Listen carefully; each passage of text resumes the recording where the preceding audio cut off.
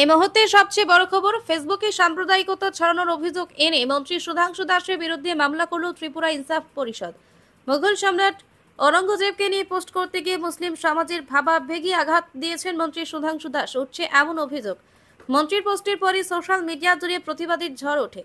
তিনি রাজ্য সরকারের গুরুত্বপূর্ণ দপ্তরে দায়িত্ব থাকার পরেও বারংবার এই ধরনের পোস্ট করে রাজ্যের শান্তি সম্প্রীতি নষ্ট করার অপপ্রয়াস বলে মনে করছে রাজ্যের শুভবুদ্ধি সম্পন্ন মানুষ। অবশেষে কৈলাসহর ইরানি থানায় মামলা দায়ের করলেন ত্রিপুরা ইনসাফ পরিষদ নামে একটি দায়িত্বশীল সামাজিক সংস্থা।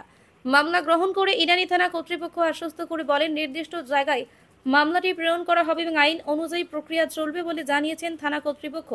পরে সাংবাদিকদের সামনে নিজেদের প্রতিক্রিয়া ব্যক্ত করেন ইনসাফ পরিষদের কর্মকর্তারা। পরিষদের সম্পাদক দেলোয়ার হোসেন খান জাকির সহ অন্যান্য কর্মকর্তারা। আমরা অত্যন্ত ব্যথিত, রাজ্যের একজন দায়িত্বশীল ব্যক্তি সংবিধানকে মান্যতা দিয়ে সংবিধানের প্রতি অক্ষুণ্ণ ভরসা রেখে শপথবাক্য পাঠ করে মন্ত্রিত্ব নিয়েছেন রাজ্যের মন্ত্রী সুধাংশু দাস মহাশয়। আমরা রাজ্যবাসী, শুধু রাজ্যবাসী নয় দেশবাসী অবগত আছি, উনি মন্ত্রিত্ব পাওয়ার পর থেকেই কয়েকদিন পর পর অহেতুক মিথ্যা এবং আজগুবি কিছু বক্তব্য তুলে ধরেন সোশ্যাল মিডিয়ার মাধ্যমে এবং টিপ্পণী করেন মুসলিম জাতিগোষ্ঠীর প্রতি। গত পরশুদিন উনি ওনার ফেসবুক পেজে সম্রাট ঔরঙ্গজেব নিয়ে কিছু বিকৃত তথ্য, বিকৃত ইতিহাস তুলে ধরে ঘুরিয়ে ফিরিয়ে বলতে চেয়েছেন মুসলিমরা দেশের জন্য বিপজ্জনক।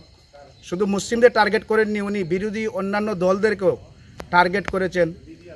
আক্ষেপের বিষয়, আজ পর্যন্ত বিরোধী দলের কেউই এ নিয়ে মুখ খুলেননি।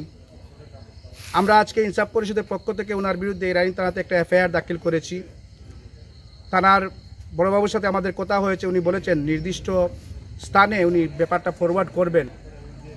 আমরা পাশাপাশি রাজ্যের তীব্রমতা সুপ্রিমোর প্রতি দৃষ্টি আকর্ষণ এবং কৃতজ্ঞতা জ্ঞাপন করছি। উনি এই বলতে গেলে ভণ্ড মন্ত্রীর এই বক্তব্যের বিরোধিতা করেছেন এবং নিন্দা জানিয়েছেন। ঔরঙ্গজেব মুসলিম ধর্মাবলম্বীদের কাছে একজন সম্মানীয় ব্যক্তি এবং উনি ইসলাম ধর্ম অনুসারে একজন অলি ছিলেন।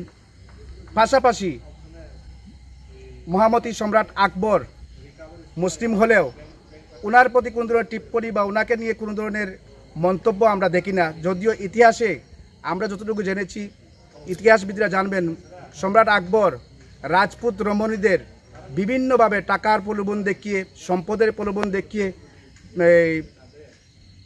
জায়গিরদারির প্রলোভন দেখিয়ে বিয়ে করেছিলেন। 500-রও অধিক রমণী ছিলেন সম্রাট আকবরের। অথচ সেই আকবর নিয়ে কোনো ধরনের মন্তব্য হয় না। যিনি সবচেয়ে ভালো ছিলেন তাকে নিয়েই অহেতুক মন্তব্য।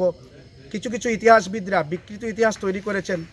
সেই সব ইতিহাসকে কুক্ষিগত করে অল্প শিক্ষিত কিছু কিছু অমুসলিম ভাইরা সমাজে বিশৃঙ্খলা তৈরির উদ্দেশ্যে এ ধরনের কাণ্ড করে থাকে। তার থেকে ব্যতিক্রম নয় আমাদের মহামান্য মন্ত্রী সুধাংশু বাবু। তো সুধাংশু বাবুর প্রতি আমাদের ওনার এই পোস্টের তীব্র নিন্দা করছি এবং ঘৃণা করছি। পাশাপাশি রাজ্যের মুখ্যমন্ত্রীর কাছে আমরা বিনম্র আহ্বান করছি, এই ধরনের মন্ত্রিত্ব যাদের হীন মানসিকতা রয়েছে তাদেরকে মন্ত্রিত্ব থেকে বের করে দিন।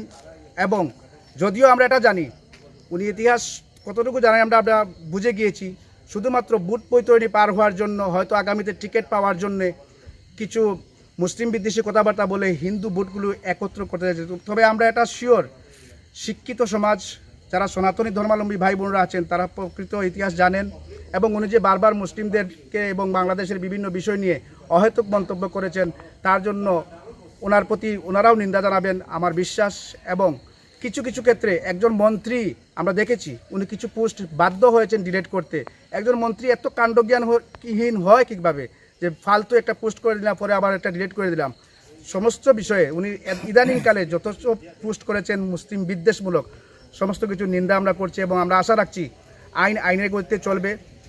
ভারতের আইনের ঊর্ধ্বে কেউ নয়। মন্ত্রী হলে যে আইন আলাদা হবে ওনার প্রতি তা আমরা বিশ্বাস করি না। আমরা জানি ভারতের সংবিধান অনুযায়ী ভারতবর্ষ চলছে এবং সংবিধানের যে সমস্ত বিষয়ের অবমাননা উনি করছেন এবং বিশৃঙ্খলা তৈরি করার চেষ্টা করছেন, উস্কানিমূলক পোস্ট করছেন, তার প্রতি যে একজন পাবলিক যেভাবে করলে হতো সেইভাবেই একটা মন্ত্রী হলেও তার প্রতি সেরকম ব্যবস্থা নেওয়া হবে, এটা আমরা আশা রাখছি। বড়বাবু আমাদেরকে আশ্বস্ত করেছেন, উনি ব্যাপারটা দেখবেন।